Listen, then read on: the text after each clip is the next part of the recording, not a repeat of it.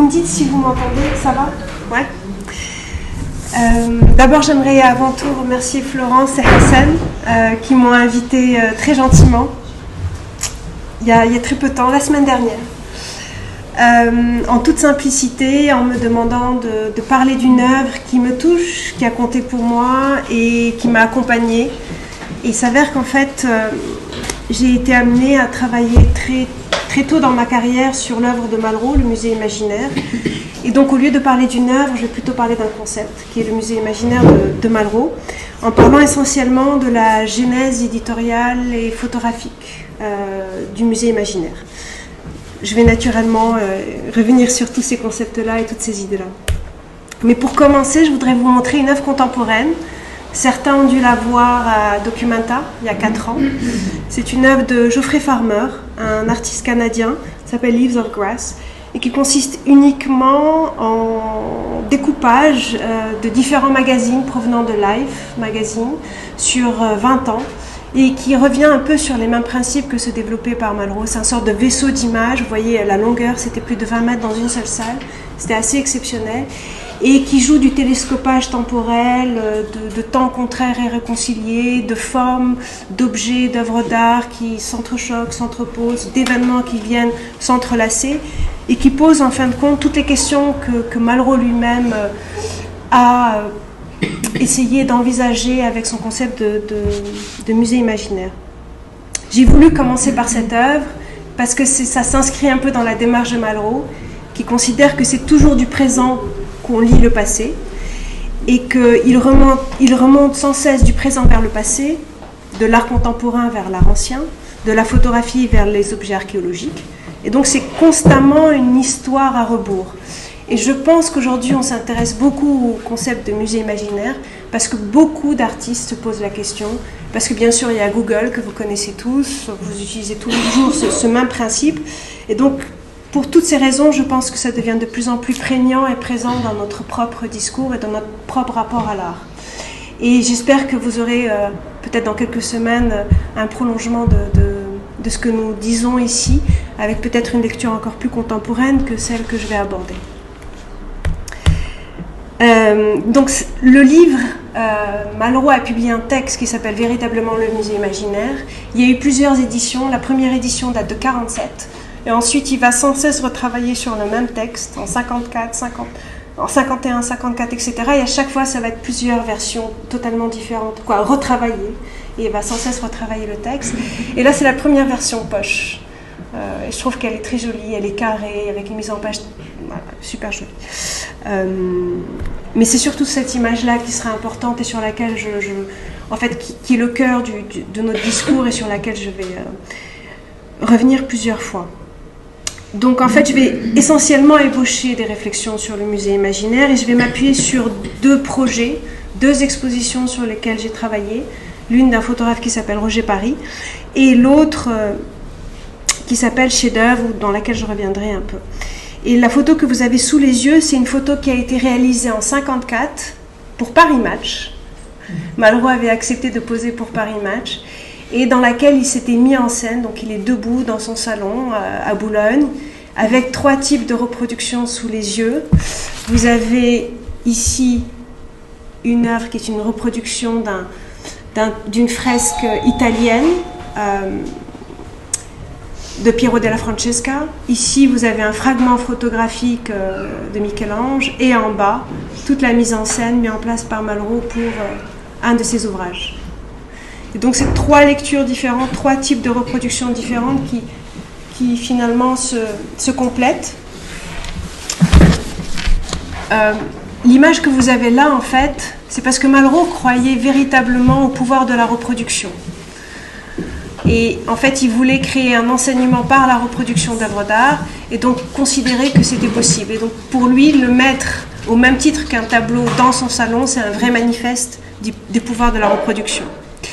Là, ce que vous avez sous les yeux avec la Madone, donc de Michel-Ange, et dont vous voyez seulement un détail, c'est au fond comment Malraux fait du fragment de sculpture une totalité, et comment à partir de la photographie, il crée une nouvelle, en induisant un nouveau regard, il induit une œuvre nouvelle, c'est-à-dire que c'est une œuvre qui devient entièrement photographique. Et en bas, ce que vous avez sous les yeux, c'est une mise en scène qui montre à la fois son rapport entre mise en image et mise en page, puisqu'en fait, c'est la maquette du musée imaginaire de la sculpture mondiale, qui est un livre en 3 tomes, créé par Malraux en 1954, et qui consiste uniquement en rapprochement visuel entre plusieurs sculptures, entre plusieurs œuvres d'art. Donc c'est un véritable manifeste de la pensée, de la rhétorique visuelle de Malraux qu'il essaye de déployer ainsi à travers ce bouquin. Mais avant de rentrer dans le vif du sujet, je voudrais déjà revenir sur la notion de musée imaginaire. Vous m'entendez tous, ça va ? Oui, super. Alors, la notion de musée imaginaire est assez géniale parce qu'en fait, elle a évité à beaucoup de gens de lire le bouquin. Le titre suffit en fait, il est assez génial et donc le texte est assez lyrique, très dense, un peu soporifique, je ne sais pas si vous l'avez lu, mais on peut s'endormir au bout de 2-3 pages. Donc, mais le concept en soi est assez génial puisqu'il développe ça en 1947, donc au moment où on est encore à peine en train d'utiliser la photographie. Internet n'existe pas, Google n'existe pas, donc il faudrait vraiment se remettre dans le contexte des années 40. Et Malraux considère le concept de musée imaginaire, et là je vais le citer, comme la totalité de ce que les gens peuvent connaître aujourd'hui, même en n'étant pas dans un musée, c'est-à-dire ce qu'ils connaissent par la reproduction, ce qu'ils connaissent par les bibliothèques. Ce qui veut dire que finalement, le musée imaginaire, c'est un phénomène mental qui est le fruit d'une expérience cumulative et visuelle. C'est en fait la photographie qui sert à pallier les défaillances de la mémoire. Et de fait, le musée imaginaire, et là c'est un jeu de mots, mais pas vraiment, c'est-à-dire que c'est ni un musée de l'image, ni un musée par l'image, ni un objet, ni un musée de musée. C'est véritablement un espace mental qui nous habite. C'est notre domaine de forme qui nous habite. Et cette question-là est encore beaucoup plus prégnante aujourd'hui quand on voit notre manière d'accumuler les images tous les jours et tout le temps avec Instagram, Facebook, etc. C'est donc un lieu de forme et surtout un lieu mental qui a sa vie propre et qui se distingue d'une lecture linéaire que peut proposer l'histoire de l'art. Malraux considérait que l'histoire de l'art n'est qu'un épisode de l'art. C'est-à-dire que cette histoire de l'art qui consiste à voir l'art comme un schéma linéaire, fléché, chronologique, est complètement caduque, puisque une œuvre dépasse toutes les périodes et elle est constamment à figure du contemporain. Et donc pour parvenir à témoigner de cette rhétorique visuelle, Malraux va vraiment utiliser la photographie comme un instrument et il va créer une sorte d'idéologie de la reproduction. Et il va essayer de montrer comment par la photographie on peut sans cesse faire d'une œuvre un cycle de métamorphose, l'intégrer dans un cycle de métamorphose où elle ne cesse de changer, d'évoluer, de se transformer, où elle apparaît à chaque fois sous un nouveau regard. Et c'est exactement notre rapport à l'œuvre, c'est-à-dire qu'à chaque fois, en fonction de notre monde, de notre univers visuel, on va regarder d'une manière ou d'une autre une œuvre. Et donc c'est une manière de montrer qu'au fond, une œuvre d'art relève d'un temps qui n'est pas du tout un temps linéaire et fléché, mais plutôt d'un temps qui est rétroactif et qui finalement joue finalement des temps contraires et réconciliés. C'est-à-dire que c'est à la fois c'est un rapport entre passé, présent et futur dans lequel l'œuvre ne cesse de se renouveler. Et elle change constamment en fonction du regard qu'on peut lui porter. Une dernière petite chose historique avant de rentrer dans le vif du sujet avec Roger Parry et le rôle qu'a eu Roger Parry avec Malraux.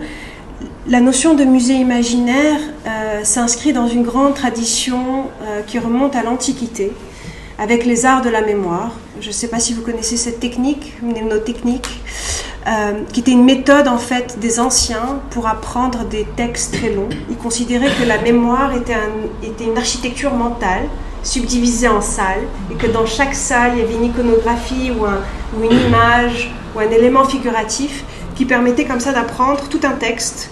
Et c'est comme ça que Sophocle, ou je ne sais quel autre grand philosophe de l'Antiquité, pouvait comme ça pendant des heures discourir sans s'arrêter. C'est parce qu'en fait, dans leur propre... ils créaient comme ça une architecture mentale dans leur propre esprit. Et donc le musée imaginaire vraiment s'inscrit dans cette très grande tradition des arts de la mémoire. D'ailleurs Malraux, lorsqu'il va traduire le texte en anglais, va l'appeler Museum Without Walls. C'est walls, sans murs. Et ça n'a vraiment pas été traduit comme Imaginary Museum. La première fois que j'ai découvert l'œuvre de Malraux, c'est en travaillant sur un fonds d'archives. Donc en fait c'est assez drôle parce que je parle d'un concept, mais en même temps il y a ma propre expérience de cette œuvre. Donc c'est aussi, c'était un peu le jeu qu'on a voulu faire avec Florence et Hassan. C'était aussi de parler peut-être aussi un peu de mes propres expériences par rapport à ce concept-là. Donc j'ai découvert en fait un peu par hasard le musée imaginaire et Malraux et toute sa rhétorique en travaillant sur un fond photographique d'un photographe qui est passé un peu inaperçu, quand bien même il a fait une œuvre assez célèbre qui s'appelle Banalité, dont vous avez les images, je ne sais pas si vous voyez bien. En fait, Roger Paris est un photographe qui est né au début du XXe siècle et qui, à 24 ans, va faire un des livres considérés comme un des plus grands livres de la photographie, qui s'appelle Banalité, où en fait, au lieu de répondre au texte de Léon-Paul Fargue en faisant des illustrations, il va créer une sorte d'équivalent du visuel du texte. Et en fait créer une œuvre qui vient en contrepoint et pas du tout en illustration au texte littéraire de Léon-Paul Fargue, en utilisant soit de la surimpression, soit du photogramme.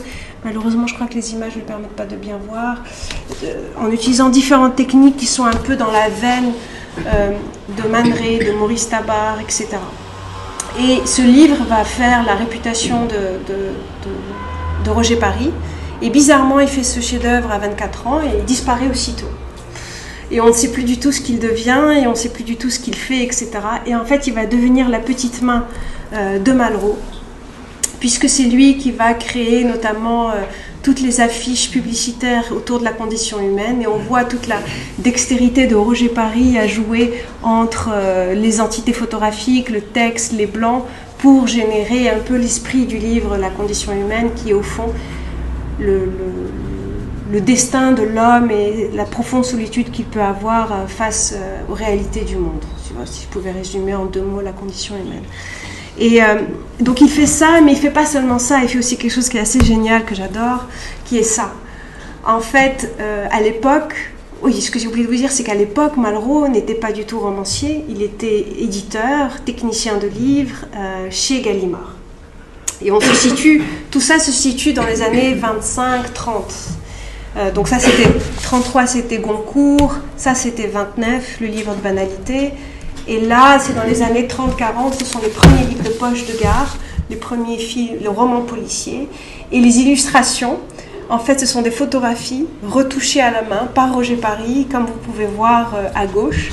Et on avait pu reconstituer un peu toute une série de couvertures comme ça, réalisées par Roger Paris, et qui sont assez géniales parce qu'il y a un côté un peu pop, sans être pop, illustratif, sans être illustratif, tout en sachant que le support est totalement photographique.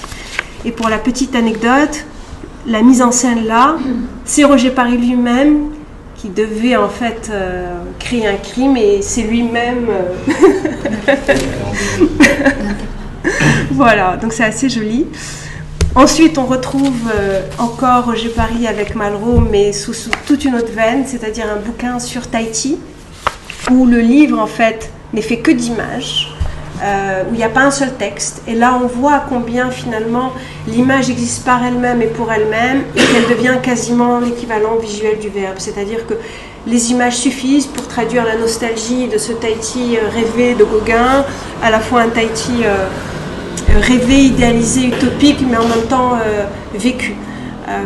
Et tout ça fait en fait une complicité, une connivence entre Roger Paris et Malraux. Et on voit bien comment Malraux en fait était déjà très imprégné par tout son travail d'éditeur, et comment il va savoir exploiter toute la dextérité, tout le génie de Roger Paris pour l'amener à travailler avec lui sur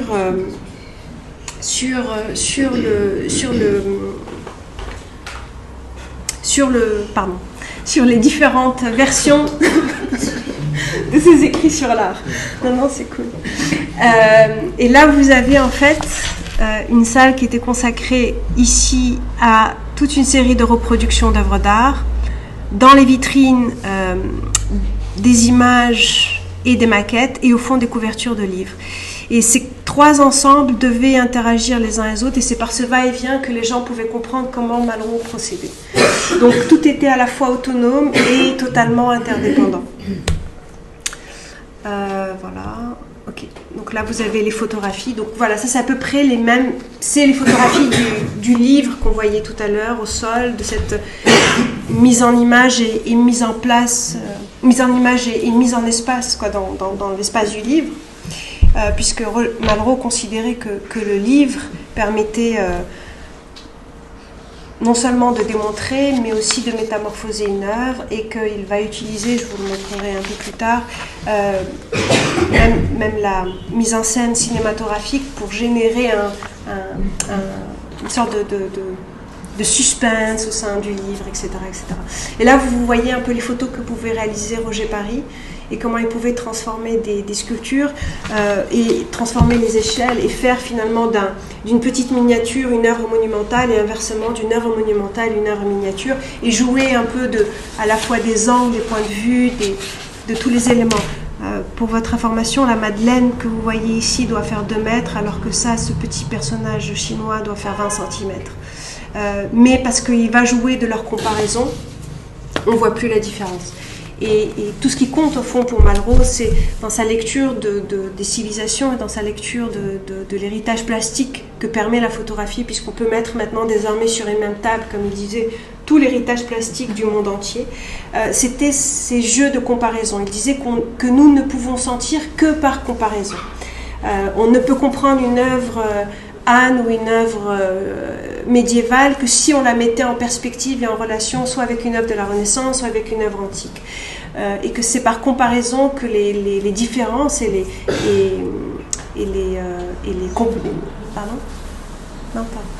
que les différences peuvent apparaître et peuvent advenir. L'autre élément, et vous revoyez maintenant le lien que j'ai fait tout à l'heure avec les romans. Vous voyez Roger Paris qui là joue à l'illustration en colorisant des photographies à la demande de Malraux, et notamment là pour des fresques. Là avec le prince Sumer qui est ici, un aigle là, ou même ici une œuvre africaine. Et on le revoit ici aussi avec l'Apennin de Gian Bologna qui est à Florence, et comment en fait il va retravailler à la main pour appuyer, parce qu'il n'y avait pas Photoshop. On est vraiment dans les années 50 pour les plus jeunes. Et donc en fait c'est à la main et au crayon de couleur qu'il arrivait à accentuer tous les éléments. Idem pour le prince que vous avez à droite. Et ce qui est assez fascinant, c'est que tout cela, Malraux le fait en parallèle à sa carrière de politicien, en parallèle à sa carrière de romancier, et ne va laisser rien au hasard. C'est-à-dire qu'à chaque fois, il va vérifier, commenter, envoyer des éléments à Roger Paris pour qu'il puisse faire évoluer les choses, d'où les commentaires que vous voyez autour des images, et qu'on revoit ici encore, avec notamment ici tout ce qu'on voit là à gauche. Ce sont tous les commentaires que fait Malraux à Roger Paris pour lui demander de changer d'1 centimètre le tableau de Vermeer que vous voyez à droite, de faire tourner un peu à gauche telle image, etc., etc. Et il va sans cesse retravailler sur ce principe-là. Et toute la mise en page de Malraux pour ses livres s'inscrit sur l'idée de la double page. Et donc il est capable d'inverser une image, inverser son rapport pour créer soit un effet de miroir, soit un effet d'opposition entre 2 œuvres, d'où les mises en scène que vous avez là. Les lions là sont inversés pour pouvoir traduire en images le discours souhaité par Malraux. Donc l'écriture visuelle vient nourrir le texte, et le texte vient nourrir l'écriture visuelle. Il y a vraiment un effet de réciprocité qui ne cesse d'accompagner Malraux, et qui va parfois même générer chez lui, il va parfois changer le discours à la lecture et de la maquette faite par Roger Paris. Donc c'est assez drôle de voir comment il y a un effet de réciprocité constant, et combien l'image était importante dans son discours. Toujours dans ce principe de mise en page, là vous avez des petites sculptures qui font 2-3 cm. Et vous voyez comment, mais tout ça on le connaît parfaitement, mais c'est juste pour vous montrer comment finalement il explore tous ces jeux de point de vue, de contre-plongée, plongée, etc. pour générer au fond de nouvelles œuvres. Parce que ce qu'il voulait, c'était vraiment ça, c'était de créer, comme il appelait, un musée d'art fictif. Un musée à part entière, des œuvres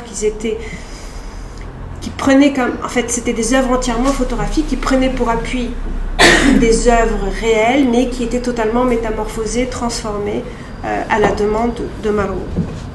Cette mise en scène et cette mise en page continue de page en page, et là vous voyez un jeu de dévoilement et de recouvrement entre toutes ces images, et comment est procédé pour suggérer finalement et pour créer une comparaison entre 3 types de corps féminins. Ici une sculpture indienne, ici une Vénus, et ici une sculpture de la Renaissance, et comment finalement il essaie de générer comme ça une sorte de séquence cinématographique. Il va même parfois, parce que c'était important pour son discours, inverser des tableaux. Je ne sais pas si aujourd'hui on devrait faire ça. Donc c'est un tableau de Giotto, donc pas n'importe lequel, et pour montrer qu'en fait Giotto avait une lecture qui relevait du bas-relief, et ben il a inversé le tableau pour montrer qu'en fait c'était comme des cisailles de bas-relief. Et là il va créer un effet de négatif positif dans le livre pour venir appuyer son propre discours, sa propre lecture d'un tableau de Véronèse. Donc vraiment il se permettait tout, et il se permettait tous les comment dire, toutes les techniques, tous les procédés existants à l'époque pour essayer vraiment d'aller jusqu'au bout de son idée. Il va encore même plus loin, puisque là vous avez sous les yeux 2 copies qui ont été réalisées par Roger Paris, parce qu'en fait se situe pendant après la Seconde Guerre mondiale, donc il y a une rupture avec l'URSS, et la Dame à l'hermine de Léonard de Vinci était en URSS, impossible à photographier. Et qu'est-ce que fait Roger Paris pour la mettre dans le livre de Malraux? Et bien, il fait une copie. C'est un panneau à lui, réalisé par Roger Paris, à partir duquel il a fait la reproduction qui est dans le livre. Et là, à droite, c'est en fait un détail. Encore une fois, c'est Roger Paris qui fait le tableau. C'est un panneau qui sert en fait à un des derniers livres de Malraux qui est ici. Et en fait, le détail, c'est la Pallas Athénée de Rembrandt, et qui était à Lisbonne, et je ne sais pour quelle raison technique, ils ne sont pas arrivés à faire la bonne photo, et donc pour obtenir le détail tel que l'entendait Malraux, Roger Paris, il fait une peinture et il procède à la repro. Donc tout ça, c'est une manière aussi de voir comment finalement le livre est totalement investi, l'image est totalement appropriée par Malraux pour essayer d'appuyer sa démonstration, pour accompagner son discours et pour aller, pour témoigner au fond de tous ces concepts. Il y a plein de choses que je n'ai pas dites, mais je reviendrai dessus tout à l'heure. Je continue un peu sur cette genèse éditoriale et sur ce travail d'élaboration.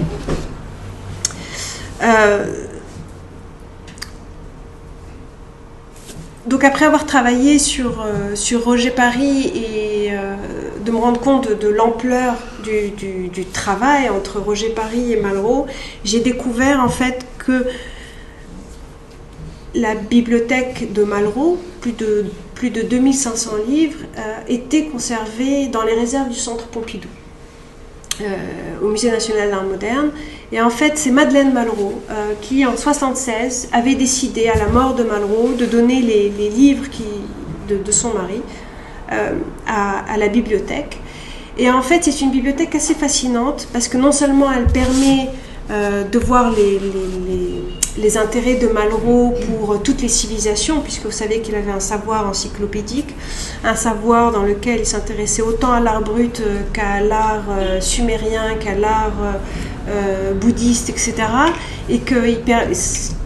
Et en même temps, c'était un savoir qui s'appuyait sur une lecture. Et là, en fait, c'est une manière aussi de répondre à Gombrich, un célèbre historien de l'art qui considérait que Malraux n'avait pas passé une seule journée en bibliothèque.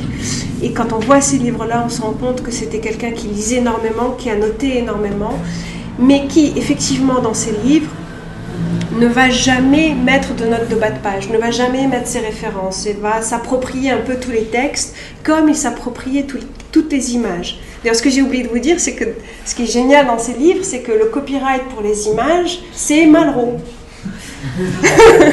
Roger Paris n'existe pas, il avait fait appel aussi à Germaine Croul, à d'autres célèbres photographes, il n'existe pas, il s'approprie tout.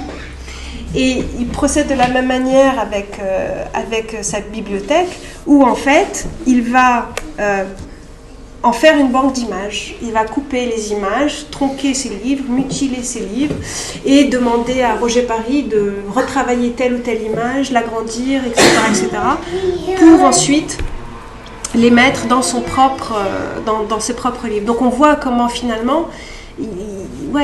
c'est un homme qui est complètement boulimique et qui est capable de s'approprier autant les images, les textes, et finalement de générer à partir de tout ce discours-là visuel et encyclopédique qui était présent et contemporain, pour en faire une œuvre assez, comment dire, une œuvre hybride.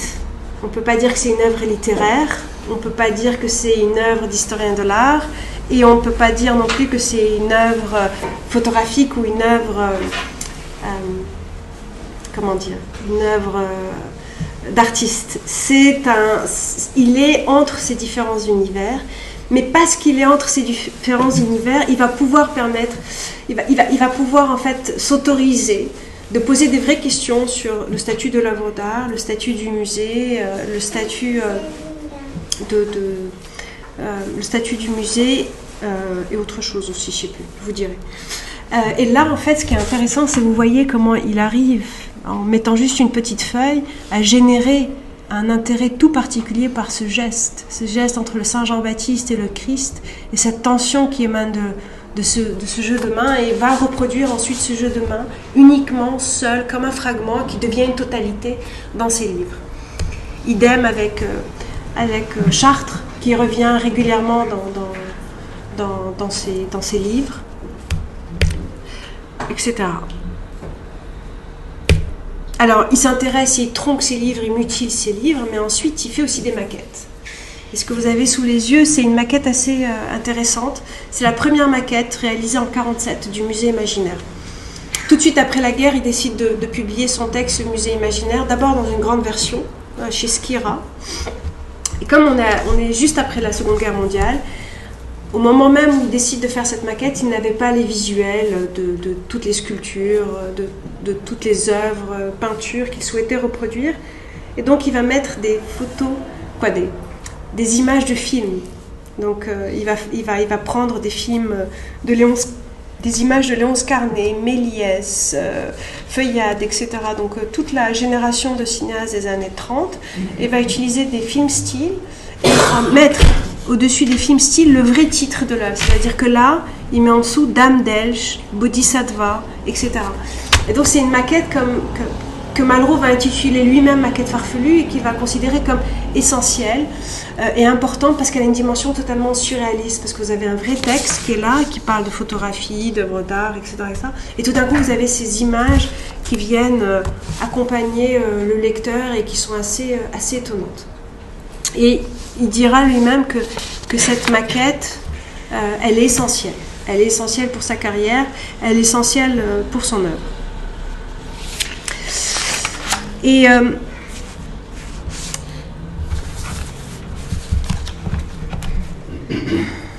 je devrais peut-être revenir. Bon, c'est pas grave.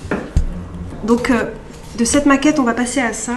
Et en fait, c'est une manière, en fait, quand on voit le travail, peut-être ce que je vais faire, c'est que je vais revenir sur l'image de Malraux. Pardon. Ah, vous voyez pas la même chose que moi. Excusez-moi. Voilà, je voudrais revenir une seconde sur cette image.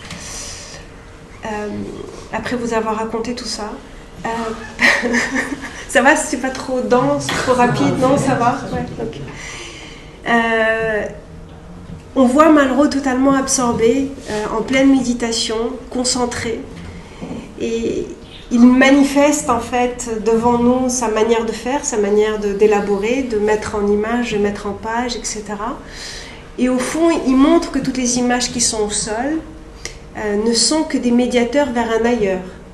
Elles ne sont là que pour traduire dans notre espace mental autre chose. D'où son côté totalement absorbé, totalement méditatif. C'est une manière pour lui de traduire l'idée de cet espace mental.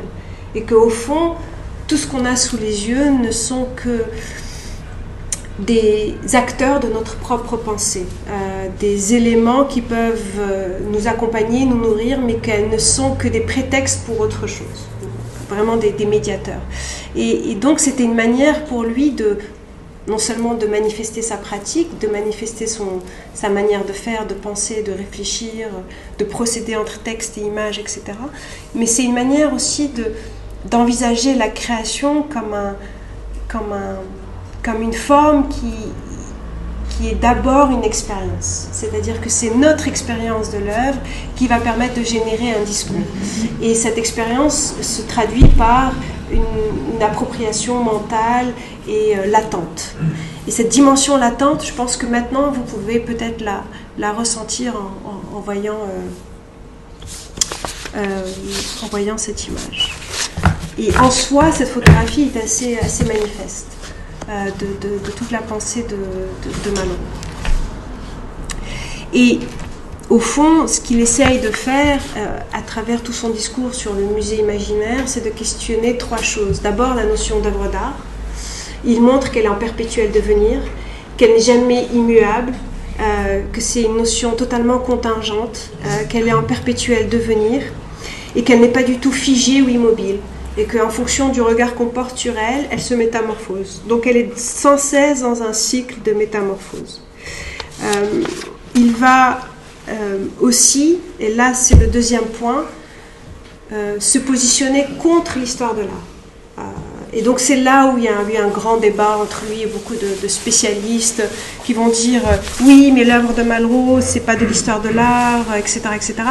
Mais en fait, toute sa position, c'était de montrer que l'histoire de l'art n'est qu'un épisode de l'art, c'est-à-dire que l'art, au fond, traverse les temps, traverse les périodes, restera après nous, exister avant nous, et que finalement, nous ne construisons qu'un petit schéma rationnel, linéaire, fléché, qui n'est pas du tout juste par rapport à ce que doit être, en fait, notre rapport à la création artistique. Et donc je voudrais revenir. Pardon.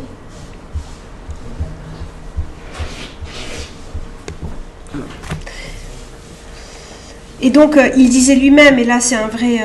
Je voudrais le citer quelquefois parce que ce qu'il dit sur le rapport au présent et au passé est assez intéressant. Il disait que.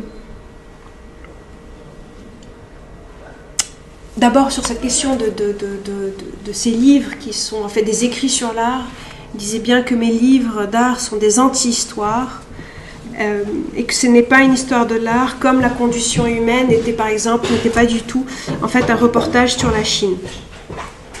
Et donc il partait constamment du présent vers le passé et il disait par exemple que ce n'est pas la recherche des sources qui nous fait comprendre aujourd'hui l'art du Gréco, mais au contraire c'est l'art contemporain de son temps qui permettait de porter finalement une nouvelle lecture du Gréco. Et de Rembrandt, par exemple, il dira qu'au fond, toute œuvre d'art a une double temporalité. Le temps de la création, le moment où l'artiste la crée, et le temps de la réception, le moment où nous l'admirons. Et qu'une œuvre est toujours prise dans cette double temporalité, mais sans jamais trancher. Et de fait, il dit la chose suivante, l'œuvre d'art survivante nous atteint dans un double temps, qui n'appartient qu'à elle, celle de son auteur et le nôtre. Un Rembrandt de 1660 ne peut être enfermé dans cette date, comme n'importe quel tableau peint de la même année, ni dans la date de 75 à laquelle nous l'admirons. Donc il montre comment une œuvre d'art joue et jongle entre différentes temporalités, entre différentes périodes, et qu'elle appartient autant au passé qu'à notre présent. Et comment il faut à chaque fois sans cesse se réapproprier ces œuvres pour mieux les comprendre et pour pouvoir mieux les appréhender. Et cette lecture et cette manière d'appréhender l'art va l'amener à dire une phrase qui va être très contestée, en considérant qu'avec le musée imaginaire, quelque chose de capital est né en face de l'histoire de l'art. Et c'était aussi une manière pour lui d'essayer de comprendre comment toutes ces civilisations mortes pouvaient survivre sans être reconstituées. Et comment elles pouvaient encore nous parler alors que nous n'en parlons plus la langue. C'est-à-dire, il se demandait comment, par exemple, un bodhisattva ou je ne sais quelle sculpture ancienne, même un Christ, pouvait encore nous émouvoir alors qu'on ne peut pas comprendre la langue. On ne peut pas comprendre comment un sculpteur médiéval pouvait appréhender le christianisme ou comment un sculpteur du 5e siècle au fin fond de l'Inde pouvait appréhender le bouddhisme. Mais néanmoins, ces sculptures continuent à nous fasciner. Elles sont encore présentes à nos yeux. Et parce qu'elles sont présentes à nos yeux, elles font partie de notre présent. Et donc, de fait, pour lui, il n'y avait pas de différence entre passé et présent. Toutes les œuvres étaient constamment présentes à nos yeux et contemporaines. Et raison pour laquelle il va dire qu'une œuvre contemporaine, assurée de sa postérité, appartiendra, elle aussi, à un double temps de l'art, le nôtre et celui de son avenir. Et toutes ces questions qui vont l'amener à se positionner contre l'histoire de l'art, contre l'histoire et malgré l'histoire, pose aussi des grandes questions par rapport à la manière dont il faut appréhender le musée et comment il faut en fait présenter une collection permanente. Et vous avez sous les yeux une citation de Sandberg, qui est un grand directeur de musée qui a dirigé le Stedelijk Museum à Amsterdam dans les années après la guerre, à partir de 1947 jusqu'à 1954. Et il va s'inscrire effectivement dans cette même démarche de Malraux en disant je regarde tout à travers les yeux du présent, c'est en partant du présent que je retourne pas à pas vers le passé. Et c'est comme ça qu'il va appréhender son accrochage, sa collection. Et à gauche, en fait cette citation, c'est ça qui est très joli, cette citation est tirée de ce magazine Art d'aujourd'hui que vous avez sous les yeux. Et ce que vous avez, la spirale que vous avez sous les yeux, et la fameuse spirale du fameux musée que devait réaliser Le Corbusier à la demande de Malraux. Malraux, dans les années 50, espérait construire un musée d'art moderne et d'art contemporain à Paris. Il va demander au Corbusier de concevoir un principe qui peut se déployer, se rétracter et s'adapter à notre temps. Et Le Corbusier va créer ce système-là. Donc c'est assez joli de voir comment finalement sur une même revue, on retrouve un peu de manière complémentaire les mêmes lectures et la même manière d'appréhender.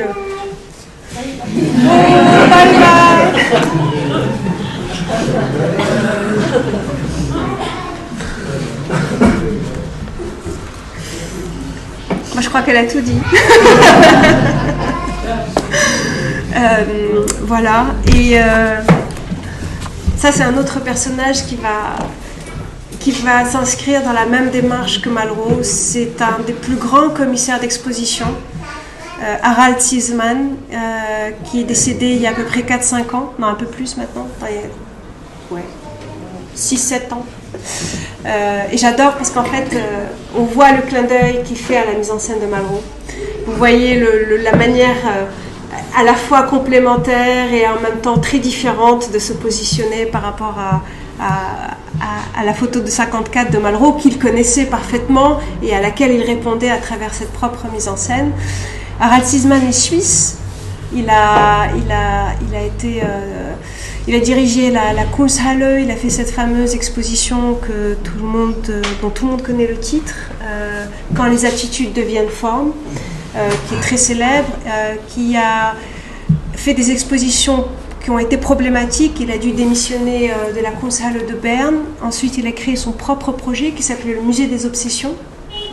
Et il a été commissaire de la Biennale de Venise, de la Biennale de Lyon, de toutes les grosses biennales dans les années 90-2000. Et il revient sur le même principe que c'est toujours à partir d'aujourd'hui qu'il faut entendre le message d'hier. Et ce que j'aime bien, c'est que quand on lit Ziesmann, on voit qu'il a parfaitement lu, mais très attentivement, Malraux, puisqu'il dit, par exemple, au sujet de Rembrandt, que je vous ai cité tout à l'heure, « Nous ne regardons pas un Rembrandt avec les yeux du XVIIe siècle, ni avec celui du XVIIIe ou XIXe siècle, mais comme des spectateurs contemporains qui seraient curieux peut-être de voir aujourd'hui Rembrandt en face d'un Beuys. » Et donc voilà, donc c'est une manière aussi en parlant de Harald Ziesmann, en parlant de Sandberg, de poser cette question que Malraux aussi, à laquelle essayait de répondre, c'est au fond, qu'est-ce qu'on doit faire d'un musée aujourd'hui? Comment un musée peut intégrer ce présent incrédule, c'est-à-dire un présent qui est sans cesse en train de se métamorphoser, qui s'approprie des œuvres du passé tout en découvrant de nouvelles œuvres contemporaines, et ces œuvres contemporaines vont générer une nouvelle lecture du passé, et d'être sans cesse dans un système où finalement le musée devient indépendance du musée imaginaire. Et si on regarde aujourd'hui par exemple le Centre Pompidou, on se rend compte que étrangement, ils font et défont constamment leur collection permanente. Et si vous y retournez régulièrement, vous verrez que vous ne verrez jamais les mêmes œuvres, et que c'est devenu, même si c'est pas dû à Malraux, mais dans l'air du temps, c'est quelque chose, c'est un phénomène aujourd'hui tout à fait présent et prégnant dans beaucoup de musées. Les collections permanentes ne sont plus jamais immuables, figées, immobiles. Elles procèdent du même principe que notre lecture de l'art, c'est-à-dire qu'elles sont sans cesse en métamorphose, en changement perpétuel.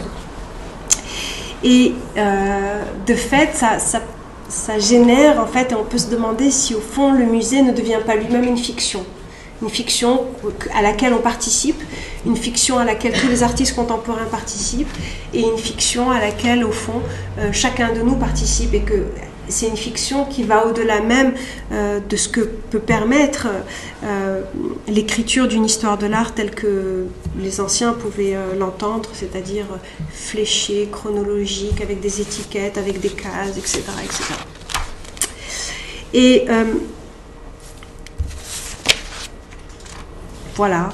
Et au fond, avec tous ces éléments, on se rend compte que cet rapport que Malraux a développé et cette mise en scène que Malraux a générée en 1954, eh ben, elle continue à marquer des jeunes artistes contemporains. Et là, vous avez sous les yeux une vidéo, malheureusement, je n'avais pas le lien YouTube, d'un artiste qui s'appelle Denis Adams, qui va reprendre et s'approprier cette mise en scène de Fête Malraux, et va à son tour créer une nouvelle œuvre qui n'a rien à voir avec...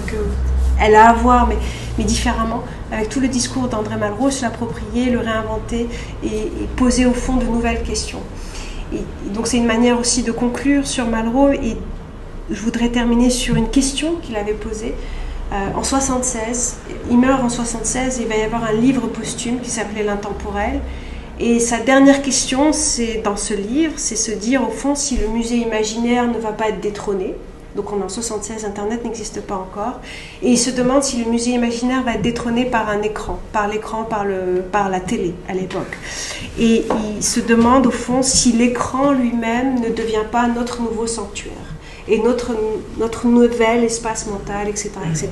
Donc on pourrait tout recommencer à partir de cette question-là. Voilà. Ben, merci beaucoup. Et,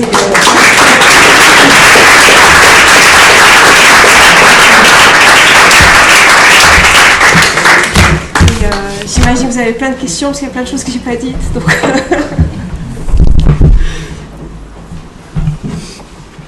moi j'ai une question. Ouais. Peut-être pas naïve. Ce que tu dis sur ou ce que Malraux disait sur ces regards, la conception de l'objet ou de l'œuvre qui change avec le temps, est-ce qu'il y a eu une sorte comment expliquer ça? Pour une œuvre, est-ce qu'il y a eu une sorte de... Désolé,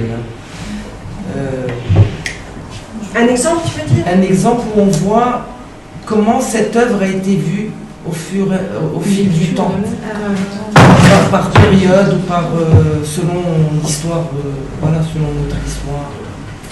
Est-ce que ça existe? Un exemple concret, bien sûr, on peut...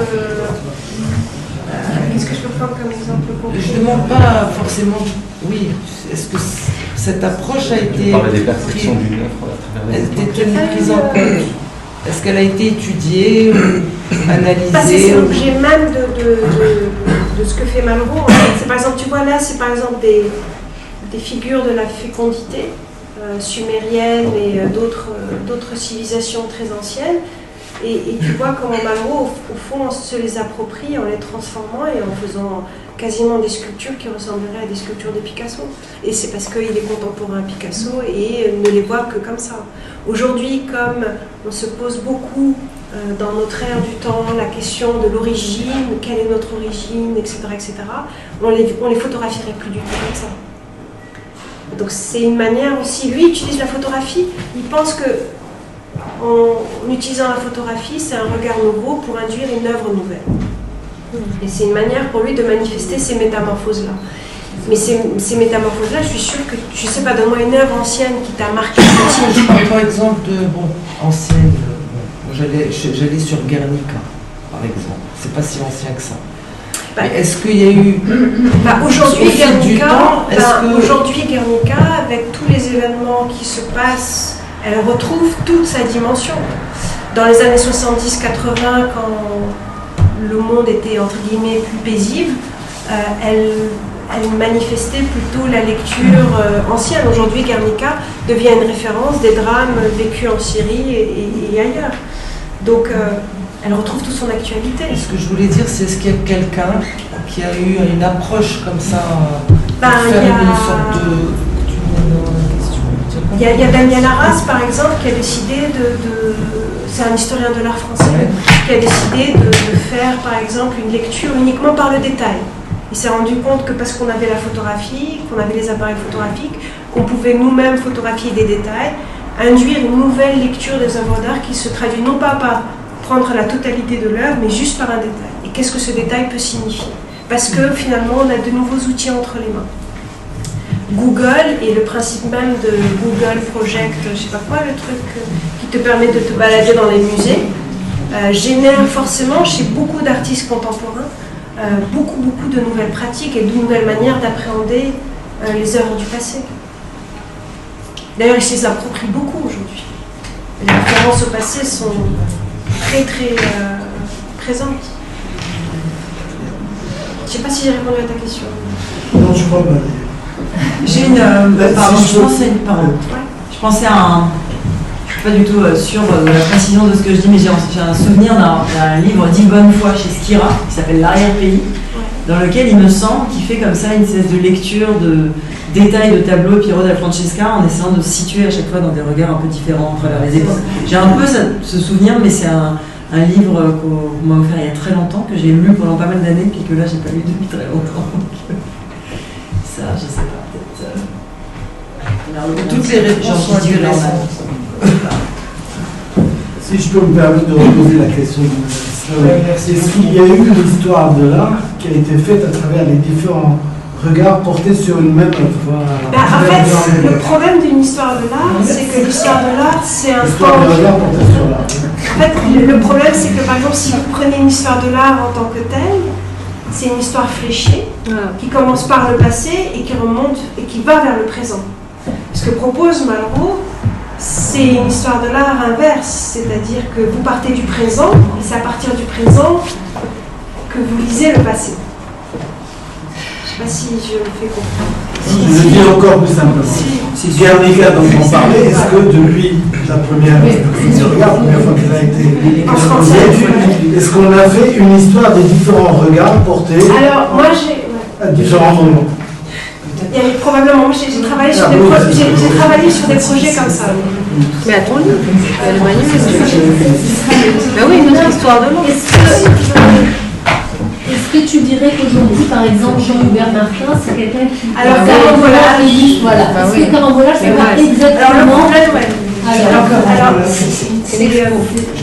Jean-Hubert Martin, ce qui se passe, c'est que... Exactement. En fait, toute la lecture et la manière de Malraux d'appréhender toutes les civilisations qui sont à chaque fois comme un tout, mais en même temps distinctes, c'est-à-dire que c'est toujours par comparaison qu'on peut comprendre. Et donc, il va à chaque fois créer des chocs visuels par l'objet, forcément, ou par l'image. Parce que Malraux a fait aussi beaucoup d'expositions, ou a généré beaucoup d'expositions, puisqu'il a demandé en tant que ministre de la Culture énormément d'expositions à des musées, au Louvre, etc. Et qu'à la fin de sa vie, il va lui-même faire une exposition du musée imaginaire à la Fondation MAG, où effectivement il crée des chocs visuels entre une sculpture, comme ce qu'on a vu tout à l'heure, entre une œuvre antique et une œuvre romaine, entre une œuvre médiévale et une œuvre... C'est une école du regard. C'est une école du regard, et c'est une école du regard très française. Et donc vous allez voir des gens comme Jean-Hubert Martin, qui est un commissaire d'exposition que vous devez connaître parce qu'il avait fait Les Magiciens de la Terre.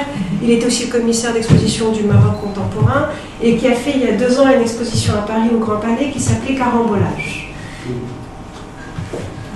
Le titre,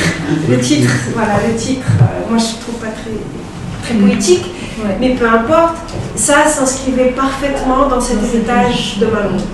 Est-ce que tu penses que cette logique comme ça, à rebours par l'objet, est-ce que c'est un peu une préfiguration aussi de cette utopie d'une histoire mondiale, pas du tout? Alors alors, il y a effectivement ce principe. Alors, d'abord, c'est pas une histoire par l'objet, c'est une histoire par remonter le temps. C'est une histoire à rebours.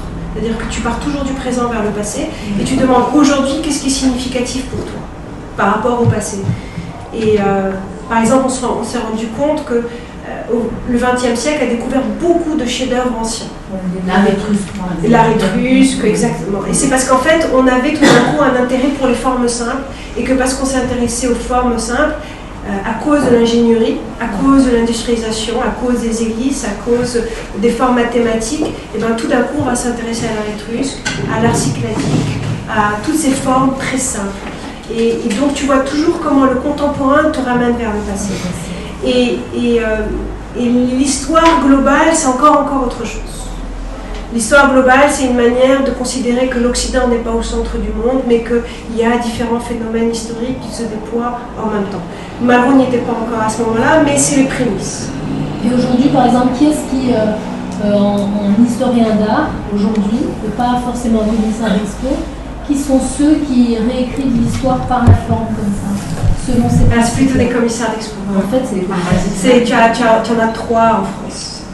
Et c'est vraiment un truc très francophone. Hector Balk, dans sa manière très didactique et pédagogique. Ouais, mais c'est pas l'historien de l'art. Ouais, les critiques d'art. Il utilise vraiment ce procédé. Il en joue. Après, moi je connais plus les. Je connais pas très bien. Est-ce que vous voyez une forme de cynisme dans la dématérialisation d'un musée? Est-ce que moi je vois un cynisme? Ouais. Ah non, au contraire. Non. Ah non, je trouve ça génial. Moi, je sais pas. Ah non, je pense qu'on est tous habités par des formes. On a tous des formes en nous qui nous accompagnent, qui nous nourrissent, qui génèrent un autre espace mental qui est à 50% le même, à cause d'Internet, à cause de Google, mais qui, en fonction de l'univers visuel dans lequel on vit, le Maroc, la France, les États-Unis, la Chine, va aussi apporter certaines interférences, certains interstices, etc. Et au contraire, c'est ça qui est fabuleux, c'est que... Mais dans un deuxième niveau de lecture, parce qu'au début, moi je pense qu'il est très cynique. Ah ouais? Ah ouais, complètement. Démonter, découper, agrandir, renverser, sur l'encyclopédique, mais il élimine aussi des choses d'office. Voilà. Il crée aussi une hiérarchie entre les choses. En fait, il crée une nouvelle hiérarchie. J'ai une question justement à ce sujet. Je voudrais savoir ton opinion sur le statut qu'il accorde à la photographie en tant qu'art. Parce que là, elle est juste l'outil qui va lui permettre de présenter les choses sous le biais qu'il arrange. Mais finalement, il travaille avec un très grand photographe. Et à aucun moment, le médium ne devient objet ou sujet de son regard. Alors, comment tu expliques Pour Malraux, la photo, elle a un double statut. Elle est à la fois document, trace. Elle montre une œuvre citée. Vous voyez en général la légende qui vous amène ailleurs. Et en même temps, elle est une œuvre à part entière, entièrement photographique. Mais qui est son œuvre, pas celle de Roger Paré, puisque le copyright, c'est Antoine Malraux. Mais est-ce que la question de traduction, quand on donne un texte à traduire à quelqu'un et qui s'approprie le texte, c'est pareil, je trouve que c'est pas compliqué. C'est vrai. Si, parce que ce que tu as montré tout à l'heure, on dirait un horse-piorce, là, la photo d'une. Enfin, le détail d'un.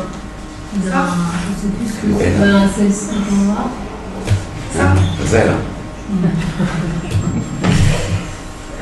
au tout début dans la mise en scène de Paris Match. Ouais. Ce qu'il a à ses pieds là derrière. C'est Madame, ouais. C'est Michel-Ange. Effectivement, il l'autonomise, mais aussi il en fait un homme. C'est un détail d'une madone. C'était son regard. En fait, bien sûr, non, mais on dirait une photo d'un jeune homme. Mais ce qu'on a dit, c'est que la reproduction, c'est l'œuvre d'art. Le fait que la reproduction qui est là est en soi une œuvre au même titre que la statue qu'il a sortie d'un temple, certainement lors d'un de ses nombreux voyages, posée sur sa statuaire sur son piano. Cette sculpture-là, oui, pour lui, c'est la même chose.